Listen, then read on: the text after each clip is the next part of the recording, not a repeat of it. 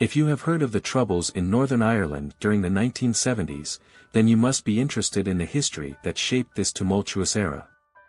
Today, we will take a journey back in time through 50 old photographs that capture the essence of Belfast during this period.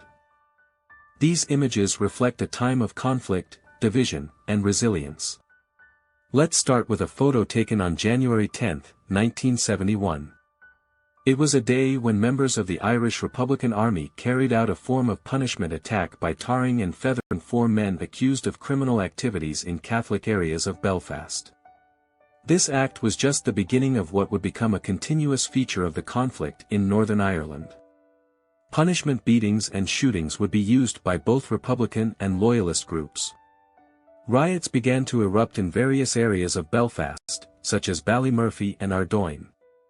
The streets were filled with chaos and tension. The city was divided, and the scars of this division can still be seen today. On February 6, 1971, Robert Curtis became the first British soldier to die in the Troubles. His death marked a turning point in the conflict. Bernard Watt, a Catholic civilian, was also shot and killed by the British Army during street disturbances in Ardoyne. The violence was escalating, and innocent lives were being lost. As tensions continued to rise, the Irish Republican Army targeted a BBC transmitter on Brower Mountain, County Tyrone. 5 men, including 2 BBC engineers, were killed in a landmine attack. It was believed that a British Army patrol was the intended target. The violence was spreading beyond the streets of Belfast. The month of March brought further tragedy. 2 Royal Ulster Constabulary officers were shot and killed by the IRA in the Ardoyne area of Belfast. The conflict was intensifying, and the loss of life was becoming all too common.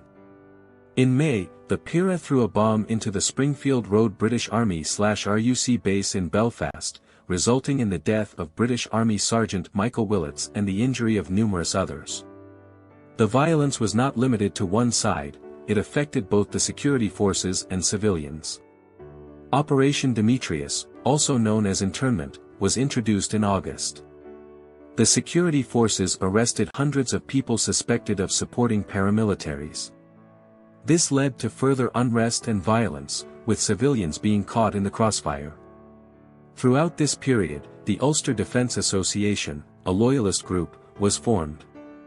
They would quickly become the largest loyalist group in Northern Ireland. The divisions within the community were deepening, and the consequences were devastating.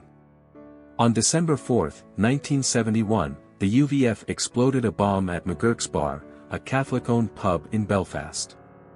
15 Catholic civilians were killed, and 17 others were wounded. This tragic event marked the highest death toll from a single incident in Belfast during the Troubles. These 50 photographs capture the essence of Belfast during this turbulent period. They tell the stories of ordinary people caught in extraordinary circumstances. The most exciting part is still ahead, so let's immerse ourselves in the images and reminisce about that era. Join us as we journey through history and gain a deeper understanding of the Northern Ireland Troubles in 1971.